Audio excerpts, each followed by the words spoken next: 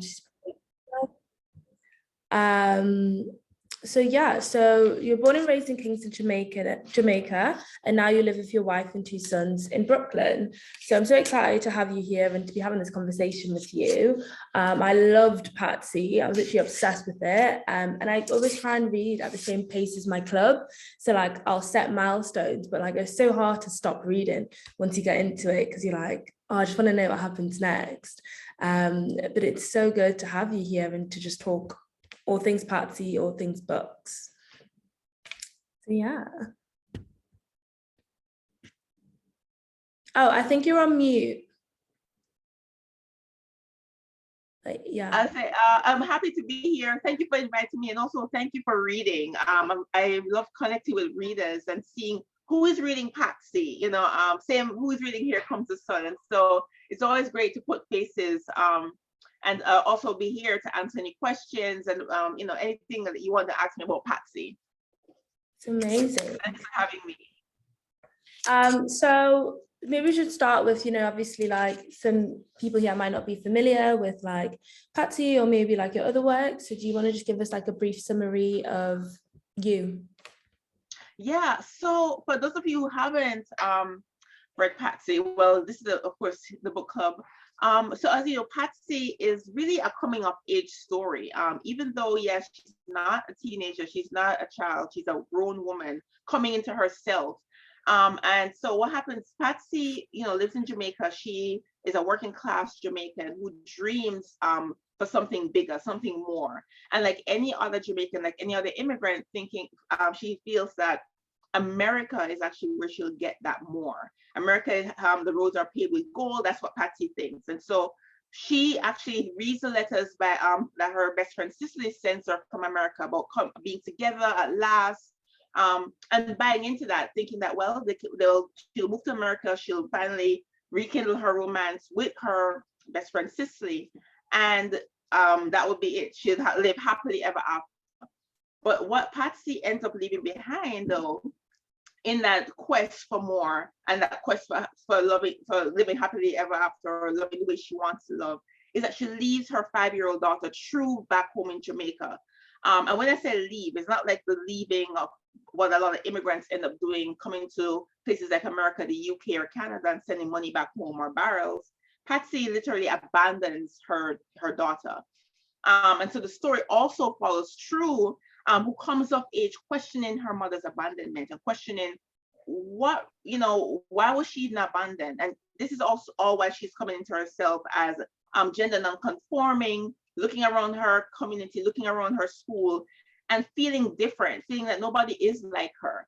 And so all those things are happening while, you know, so the book goes back and forth between True and Patsy's narratives. So we can actually see how these two characters evolve over a span of 10 years without each other. Amazing. And obviously you yourself are from Jamaica and you moved to Brooklyn. Yes. How much of Patsy's story is your own? Oh my goodness. So Patsy is informed somewhat by my not my personal immigrant experience, but most of the immigrants that I've come across being here in America, in Brooklyn, New York. My father came here to America as an undocumented immigrant. So most of his friends, his stories, for sure. I'm given that, you know, for me as a fiction writer, it's mostly my imagination. So I took those stories, I hear them. But when Patsy came to me as a culmination of those stories, but also this one individual who dares to do the unthinkable, who dares to kind of privately accept the fact that motherhood is not for her, something that's, as a woman in our society, any society for that matter, that's a damning fact, like for her to even admit to herself, much less to do it, right, to leave her daughter behind. And then secondly, you know, for Patsy's story, I wanted to tap into multi-generational trauma. The fact that Patsy, you know, yes, she leaves her daughter, but Patsy's biggest fear is that she'll become her mother, who is Mama G, who also kind of abandoned her when she was growing up. You know, Mama G left Patsy literally for the church, right? She was in the church. She had more Jesus figurines around the house than food in the cupboard. And Patsy growing up saw that and felt not, she didn't feel like she was worthy as a child. And then here comes Cicely, who came into her life at that period in time, who chose her. And I use that word carefully, because here's a Cicely who, light skin. And so I deal heavily with colorism in this book as well, which is, I think it flew under the radar. But Cicely comes into her life, and Cicely isn't that girl growing up in like this post-colonial realm where we still have those post-colonial scars. Right. Cicely being light skin, fair, like light eyes, light hair, choosing a girl like Patsy, that means a lot to Patsy, because here she is reeling from the abandonment of her own mother for the church, and she feeling less worthy or not valid enough, not valued, is now friends with this girl who everybody loves, right? And so that made her feel special. And so there is like a nice a delicate dance between attraction, like is it attraction, is it romantic, or is it something else, right? And so for Patsy, yes, she definitely loves women, for sure, and Cicely happens to be the object of that affection, but there's something else underlying that, in that Cicely's acceptance runs deeper in Patsy, and it touches that nerve, that the trauma that she had internalized.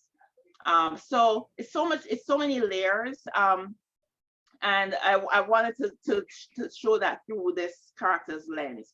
And then next to that would be True, the daughter of Patsy, who also suffers her trauma as a result of that abandonment as well. True goes through this period of self-doubt.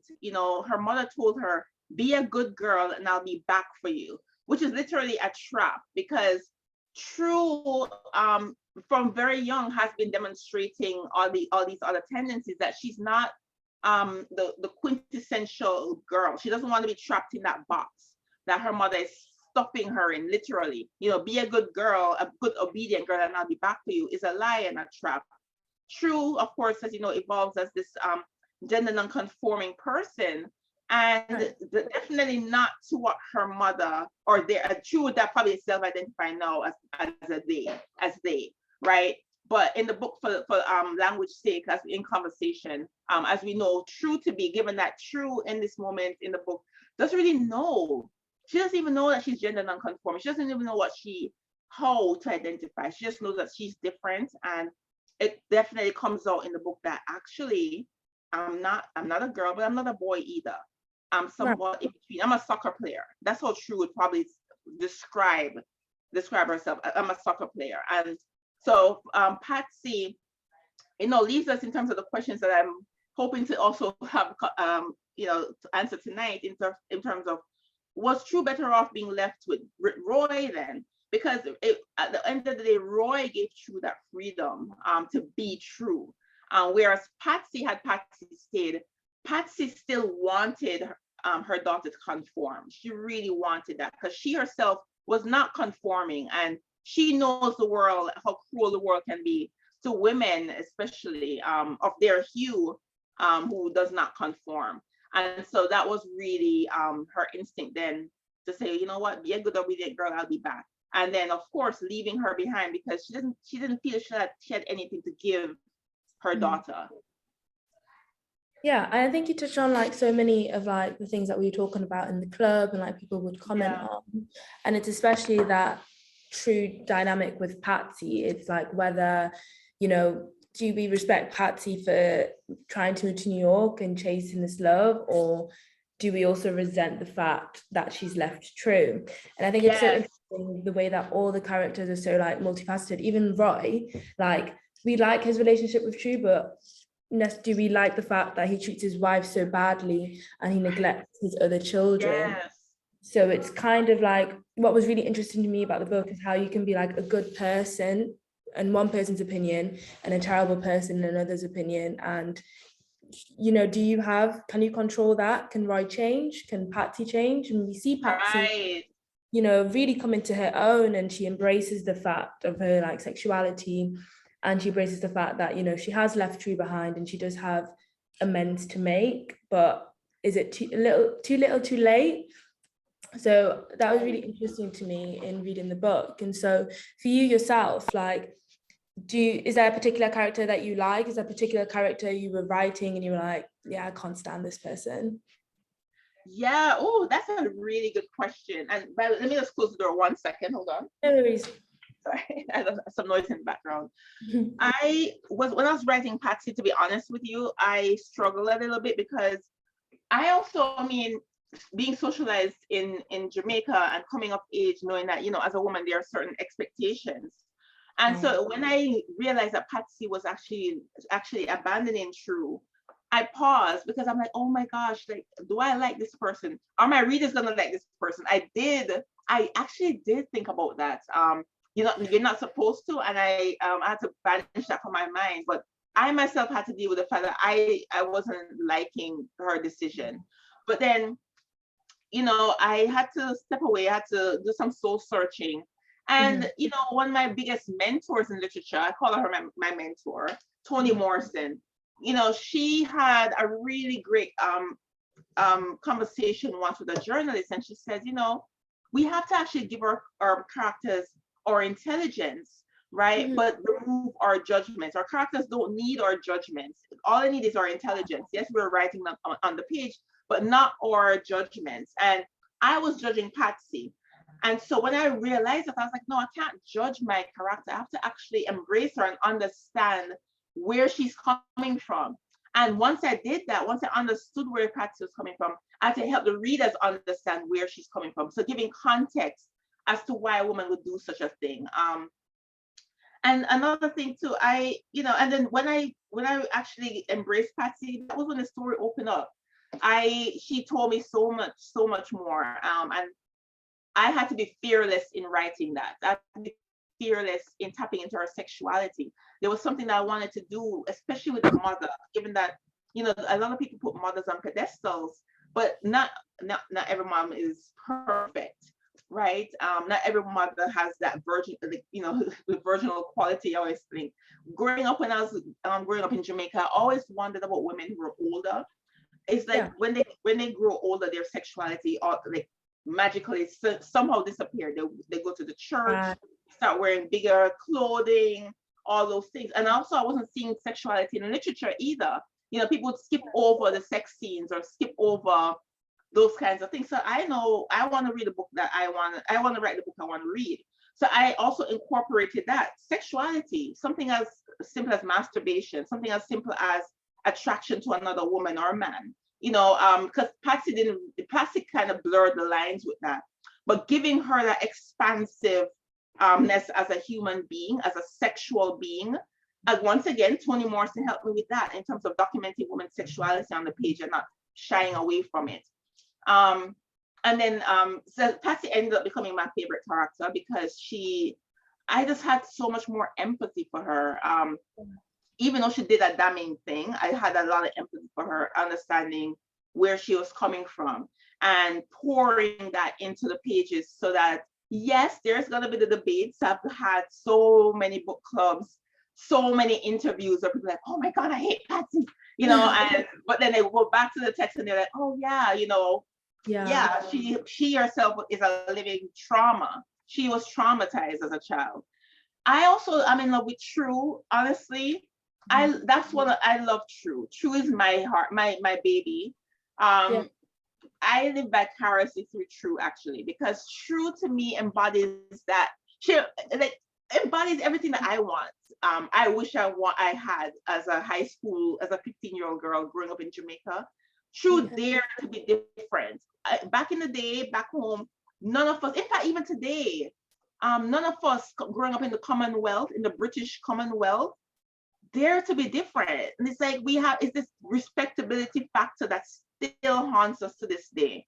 And True, definitely, yes, her father has his behaviors, his womanizing ways, but he dared the True to be different. He was okay with True shaving her head off. He was okay with her playing soccer, and she was feisty. I love that. I love that she was feisty. I love that she has sports. I love that she has all these boyfriends who are like, you know, she runs just show and she doesn't care. And also love that she sits on the line of gendered, the gendered box. I love that she does not conform. to male or female. I just love that, and so because of that, it's like a fantasy for me. So I love those characters who I just live vicariously through, who say the things that I wish I could have said, or acted the way I wish I could have acted. So that's why I call True my baby, because that's a character that stood out to me. And then my third favorite, and just controversial, is Roy. I do love Roy. I mean, yes, he has his ways, and I did not like that he treated Marva that way. I did not like how he treated Penny. But I wanted to show the double standard, like where a man can actually embrace his very different daughter, but then look at his son and call him a sissy because he's so effeminate.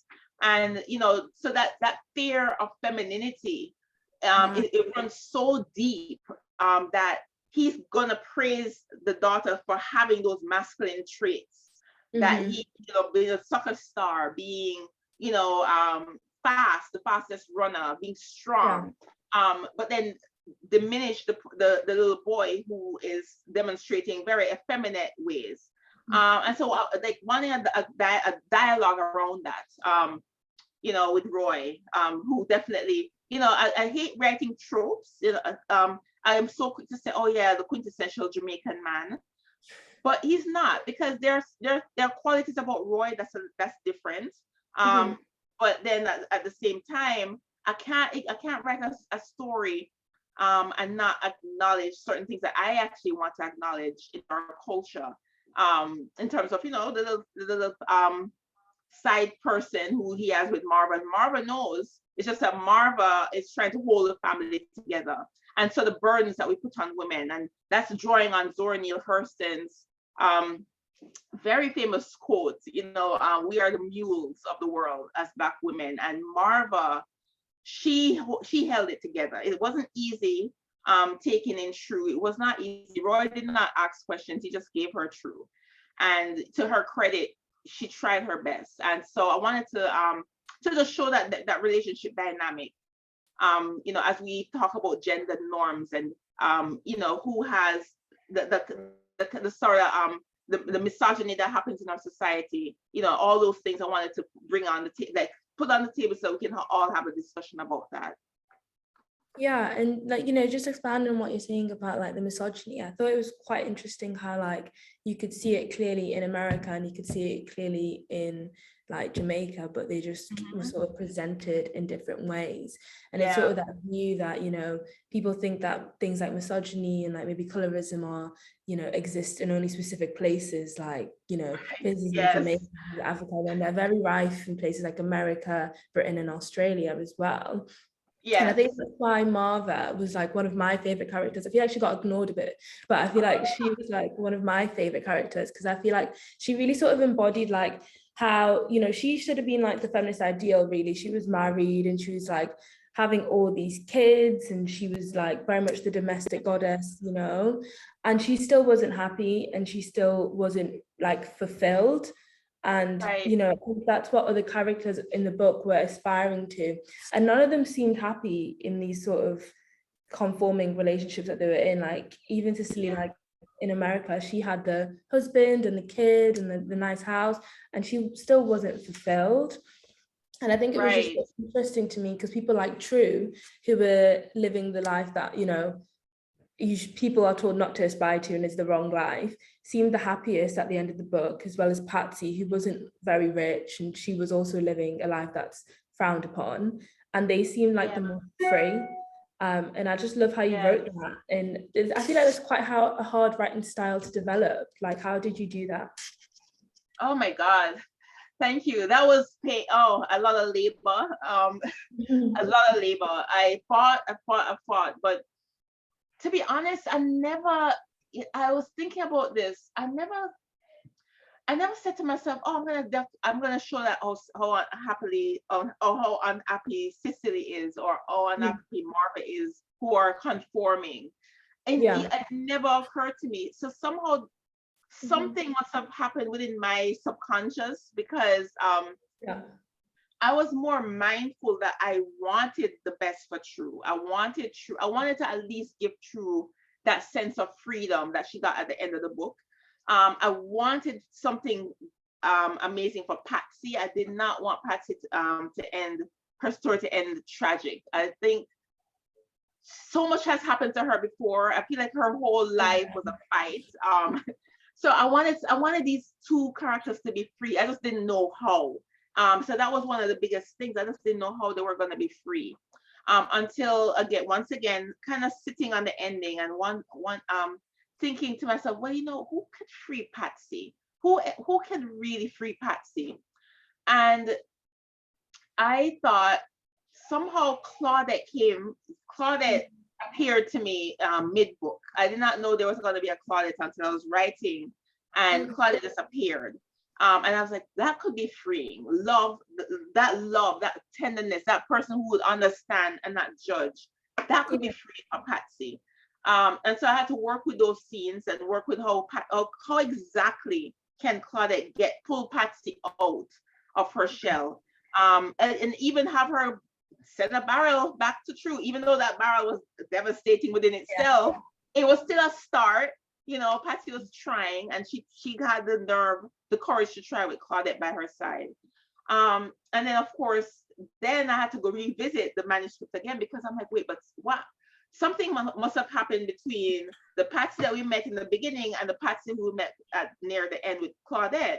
And so Barrington ended up being that pivotal moment where Patsy looked at her life in that flash of that devastating scene that she witnessed with Barrington and said, I don't want to be that. I don't want to come to America to die. I want to come to America to live. I came to America to live.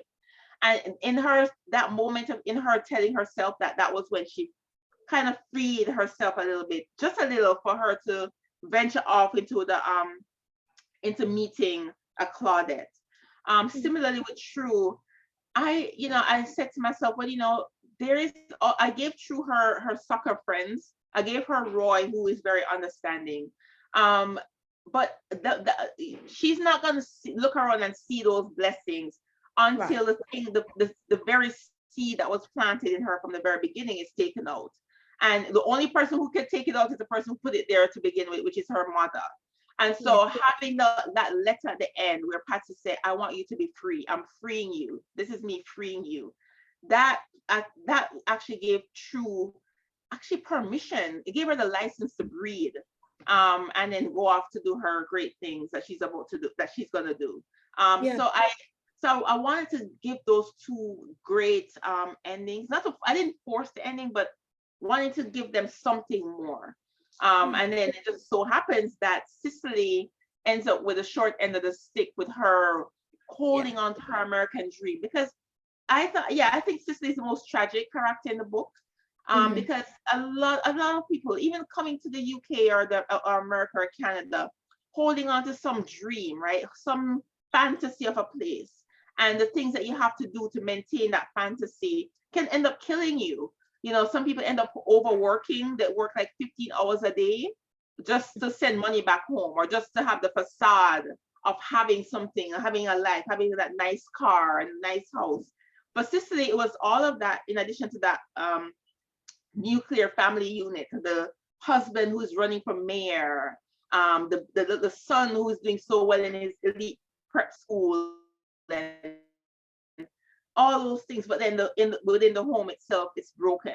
But she's holding on so tight to the fantasy that she can't let go. It's like literal claw. Like Patsy thought she could have helped Cicely. She thought that Cicely would have chosen her, but she didn't. Cicely was not strong enough to do that. Yeah, and I think that's so interesting. Myself as an immigrant, I immigrated to England, and it's so interesting how many people will do that, like Cicely, and they will pretend that this is the ideal life for them and this is what they always wanted. But I think it is also because like a dream gets sold to you. Like even when like Patsy was in Jamaica, like she was getting told she was going to go over with Cicely, and she didn't even know Cicely had a kid. She was sold a dream, and I think so many immigrants are sold a dream that this is what it's going to be like in this country. And Patsy comes over and she realizes she has a worse job than she would have had in Jamaica, and she's facing all these challenges. And it's sort of a balancing act. I remember like reading the book and thinking like, would she have been better off staying in Jamaica? And it was only until like the end when I realized, like, you know, she was free in her sexuality, she was free to be the person she wanted to be, that perhaps it is better to be worse off, but to be free in yourself than to have comfort. And it's a difficult one for everyone. I don't think everyone reaches the same conclusion with that. But it was interesting to me. And you said something very important. Yeah, you said something very important, free within yourself. And, you know, for Patsy, she was looking for home somewhere. You know, she never felt at home in Jamaica. Definitely does not feel at home in America. And so by the end of the book, she finds home within herself, you know, and that is where home is. And once that happened, she started attracting what she deserves in life. So it took her a while. I feel like in real life, it's really hard. It's definitely hard. You know, some people it takes more than 10 years. Some people it takes them 40 years or 80 years. But you know, for the book, I didn't want to write a 900-page novel. So of course, for that sake, 10 years was enough to give Patsy that ability to evolve into herself. But it felt realistic. Like when I was reading it, I remember being like frustrated that it was taking so long before I realized like how many people take way longer than that. And I was like, yeah, it makes sense. And I feel like you took time more when it was on True, because I think you see True go from like a little child to a teenager, and it feels like it took even longer. And then you realize that it's actually only been 10 years. So of course, and she's young. She was like, she started in her like late 20s, and that's not like a time where, you know, you're still learning stuff and you're still growing as a person. And I don't think you ever stop growing as a person. So Sicily maybe one day found the courage to leave. I don't know. One day, right? Yeah. You never know. It could be very late in life, but at least you know she will eventually be free. And so your book touches on so many different themes, like gender non-conformity and colorism and stuff. And I feel like it's quite hard to find a book that touches on all these things. So when I'm looking for stuff in my book club, I'm always trying to find stuff that go beyond and expand, but are by Black women. And it's hard to find them. And so how did you find your journey to get published as well? Do you have any advice for anyone that wants to be published? Yeah, thank you for that question. To be honest, it was hard in the beginning because when I was trying to get published, so Here Comes the Sun was my first novel. And that was when, oh my God, not many people at the time were writing about colorism. I mean, Toni Morrison had The Bluest Eye, right? And I don't know how many people did the works, because I won't be pompous or arrogant and say, oh, I'm not. No, I think you're right, because I actively, out there. Yeah, no, I think you're right. I actively look for those books, and there's not a lot, so you're not being right. So when I wrote Here Comes the Sun, it was really hard to get placed. A lot of publishers turned it down. They did not want it. They did not know what to do with it, because they were like, what, a Black girl is lightening her skin to become what, lighter? They didn't understand that. And remember, we're talking about publishers here that was predominantly white. So they never understood why a young girl would want to do that to her skin. What that means, the internalized stuff, that, the self-hatred, the self-loathing, they never understood that. And so for a long time, it took, most publishers had said no. And by that time I was like, oh no, this book is not going to get out there. In addition to that, my dialogue, I had Jamaican patois in dialogue. And people loved that. They loved the patois. They were like, okay, it's authentic, fine. But they were really, nobody wanted to take the risk on a book like Here Comes the Sun. In addition to that, I had Margot, who was a prostitute, commodifying the bodies of young girls, because it was really dealing with how the island itself is sold as a tourism economy, but really crouches on the people, right? Really exploits the working class Jamaicans working in those hotels, and also parallel that to the exploitation of women's bodies as well. And so only one publisher dared to take a risk, that's Norton Live Right. And the book did really well. I guess people are still surprised. Like, really, what happened? And so I guess people had to give it a chance. So my Yeah. publisher, my editor Katie, she gave it a chance, and Here Comes the Sun grew wings, and before we knew it, it was on New York Times best book of the year. So little things like that started happening, and then after that, it was so easy then for Patsy then to come, because when they start anticipating other books, it kind of opens the door. And so I felt like I needed to write Here Comes the Sun before Patsy. I think that book needed to be purged before a Patsy came along. So yeah, that's a good question, because it was hard. And then afterwards, my books came out, and then all of a sudden I see a lot of other Caribbean authors coming out. I do see a lot of African authors coming out, and they're touching on these topics as well. And so it's just sometimes I wonder what would have happened if Here Comes the Sun came out this year as opposed to 2016. But I mean, there's always those questions. But then I'm so happy that it did come out when it did, because it actually got that time to shine. And people can come and have conversations about it. My own country invited me back to have conversations about Here Comes the Sun, and that was like an invitation home after writing that love letter to Jamaica. So I'm grateful for that. That's so good. So it seems perseverance is very important, and there is maybe a publisher out there and an editor out there that you just have to keep going and find them, and hopefully it's becoming easier for Black women to navigate these spaces. I think hope so. There's still a long way to go, but it's like it's becoming more accessible. And do you have plans to write more? Do you maybe want to see Patsy or Here Comes the Sun adapted to like a movie show? What's next? I would love that. I would love that. Once again, I would love to see that. I mean, I'm working on my other book, because I'm always working on something. I mean, knock on hardwood. But in terms of where I would want to see Patsy and Here Comes the Sun, the important thing for me is to actually see people reacting to it in real time. I love, for example, signing on to IG and I see some people like you, Sabrina, who you had your TikTok, and I love your TikToks, by the way, the music. And that's why I reached out to you that time. I was like, oh my God, did you really do this? And what music is that in the background? That means a lot to me, because it means that people are receiving the book in real time. And that's important when readers come to the work and they see the blood, sweat, and tears that you poured into it.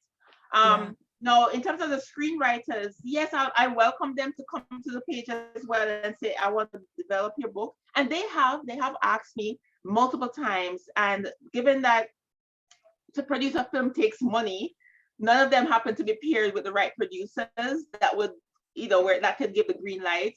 But I was advised by a really great author friend of mine, Tara McMillan, who her books got turned into How Stella Got Her Groove Back, and what was all the movie? Disappearing Act. All her books are movies, but so she told me, Nicole, the most important thing is just continue to write. Don't be married to the film stuff. The film stuff, if they get it, they get it. If not, fine. But at the end of the day, I'm a novelist, and so I'll work hard towards that. And the right person will find my book and make it into a film. James Baldwin's book was never a film until he's dead. What, like how many years now? 40 years.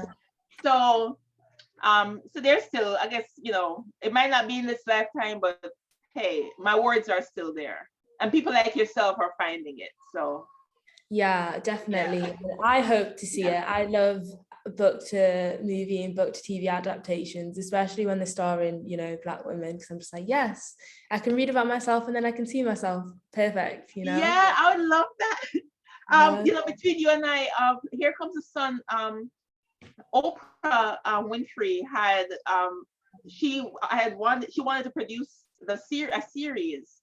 Wow. I know, and I was beyond thrilled.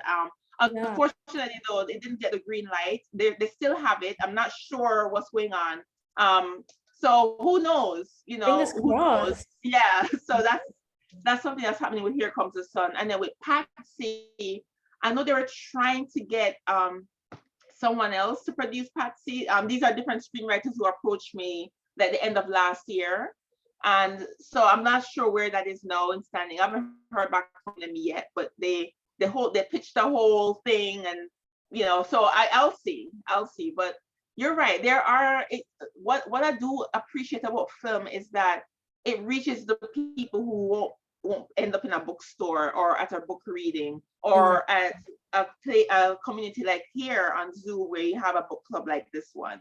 So it reaches those people, and so for that matter, yeah, I'm open to it. I'd love it. I'm just not married to it, but I would love that opportunity as well, to be honest.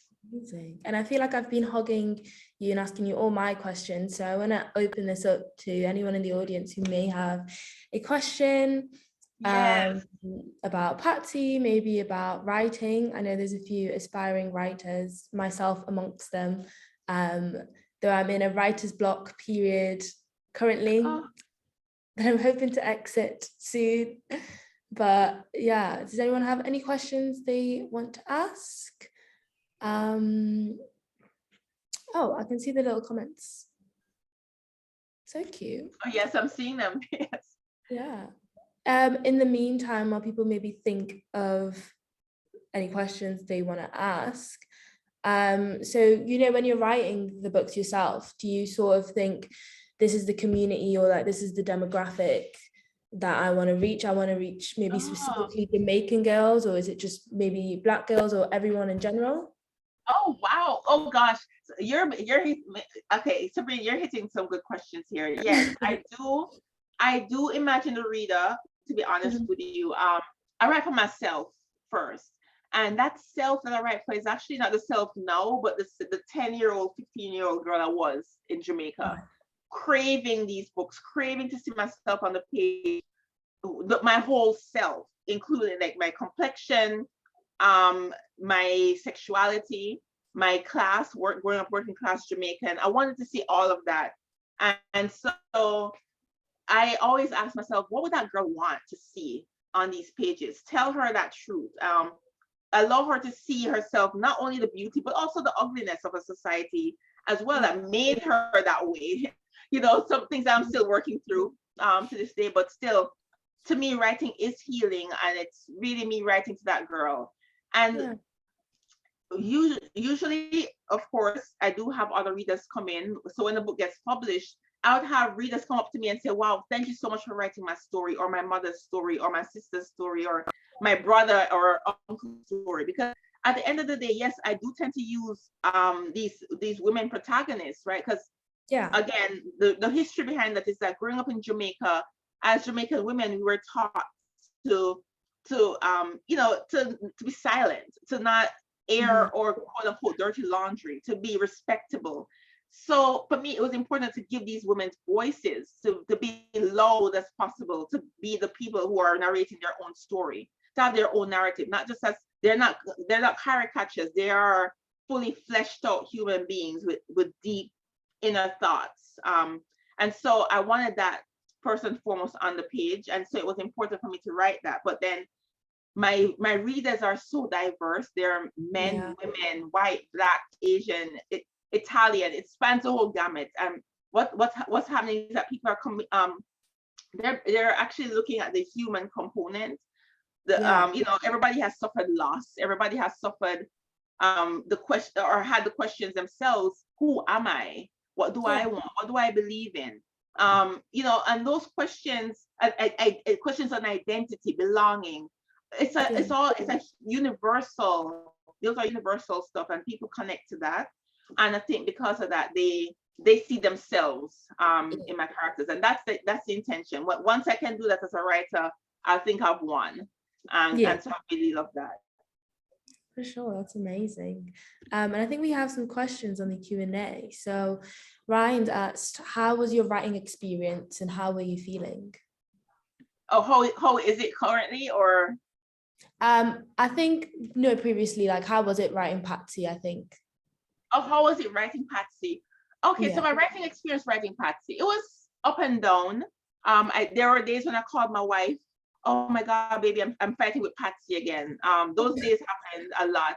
I felt like I was literally pregnant with a book because I had a lot of fights with Patsy. And then coming off the heels of Here Comes the Sun at the time, I think I was still kind of mourning my first character, Margot, in Here Comes the Sun, because Margot never left me. She never left me for a long time, which is interesting. Yeah. And so I think I had to really distance myself from that, because this is the thing. Here Comes the Sun came out, and I was having conversations after conversations about the book. But Patsy was hatching in the meantime. And so to the point where I was like, oh my gosh, I have to really concentrate on Patsy now. I have to protect Patsy and have her shine outside of Margot's shadow. And so it actually was moving myself from that. I think it was 2018. Yeah, around 2018, I really sat down and said, you know what, let me get Patsy out. And that was really what happened. Patsy came out literally, like the editing process, all of that was done in 2018. And so by the end of 2018, my editor was like, oh, 2019 publication date, and that was it. But it was me sitting down with the book, because Patsy has been with me for a very long time, actually, I should say that. It's just that for me, it was for me sitting down to get her out fully. And yeah, removing myself from the stuff that comes with first novel. And mothers were helping me a lot with Patsy. Actually, I would call a lot of mothers. I would say, does this sound realistic? Because at the time I was not a mother yet, I should say. And so there were times when I was like, how sometimes you have some mothers would have, now I have two sons, but I had to like preface it this way, because those mothers weren't writers, right? Yeah. And so, well, what if you have a first child, and that first child is like the perfect child, but then there's a second child coming, and you're like, kind of iffy about it. In my mind, I was thinking about my books, right? Because Here Comes the Sun was the perfect child, like she shines like the sun, literally. And then here comes Patsy, and so they were like, oh, you're gonna love your children both ways. They're gonna have different lives, and you're gonna accept it because you have no control. And that was it for me. Once that was said, I was like, fine, and I could breathe. Because that's something that as writers, we talk about it, but not, it's kind of hush hush. Like, there's always an anxiety around the other children that's coming out, right? So once that anxiety lifted, Patsy bloomed. And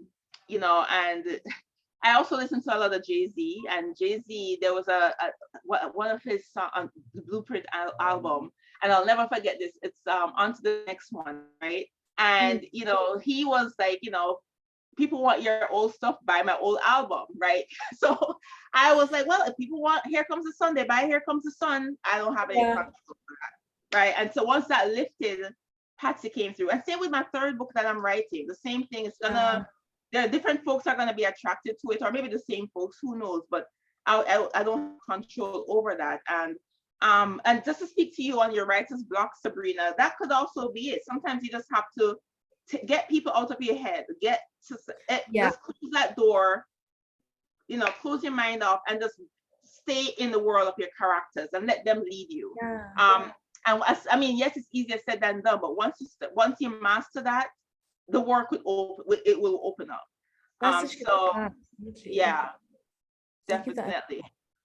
And Anonymous asked, how did this idea come to you? I think Patsy, but I think you touched upon that, and when I asked you the question before, sorry, I think they sent that before I asked you. And I want to say Tanae, I'm really sorry if I pronounced your name wrong. Do you ever write scenes out of order? If so, how do you bring them together in a seamless way? Yeah. Oh, it takes a lot of revision. Because the scenes were definitely not in order. What you see now as a finished book, they weren't that like in that order. For example, I started off, Barrington was chapter 1. That whole incident of the when he jumped, that was chapter 1. In fact, Barrington started off the whole story in the fresh drafts, in the rough drafts, and it was my agent, I think at the time. I think it was my agent or my editor. One of them had said to me, I think the book, I think Patsy, was my agent. She said to me, Patsy actually is the book, in terms of what this woman is going through. yes, Barrington is a central character in that moment, right? But Patsy is who is carrying the book. And so that was really how it ended up, as Patsy starting chapter 1. But yeah, for a long time, Barrington was my chapter 1, which was interesting. And for a long time, True was not in the book. True actually came to me when I went to this. I was away at residency, and I don't normally do residencies because, of course, I mean, now that I do have a family now, but at the time, you know, I had my wife, but I was away for like those 4 weeks by myself in the woods at Hedgebrook. Before that, it was McDowell, and I was by myself in the woods, and True came. I never expected to write True, and that was that voice that was speaking to me, and it was coming to me in first person. And I was like, why is this voice so angry though? You know, Patsy is there.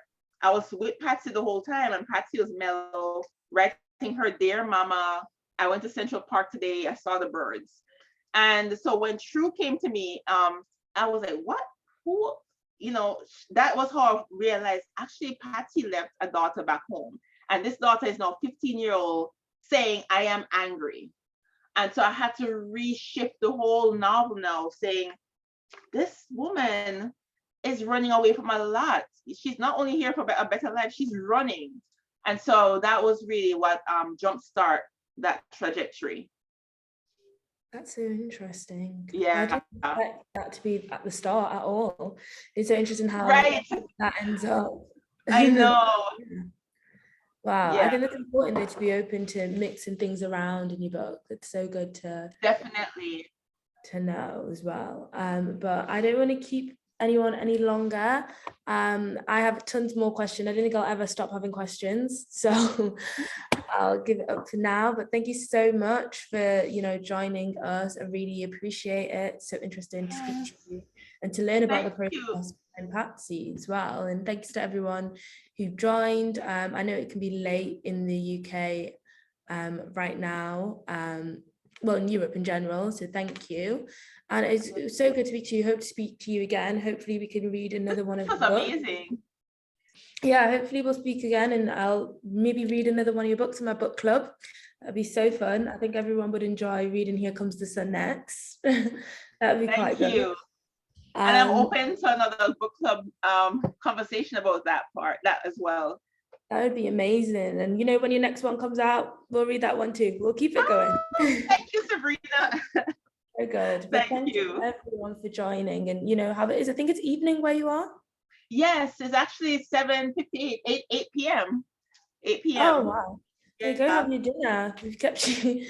I know, but not had dinner already. So I was ready. I was ready. Yeah. You're ready to go. You're raring to go. Definitely. I love that. Well, have a good day now, and thanks to everyone joined. Yes, have a good evening, everyone. Thank you again for listening and for these questions. No, so good. Thank you for answering them so well. Yes, and thanks Fable Books for having me. Yeah, thank you so much. All right, take care. Bye.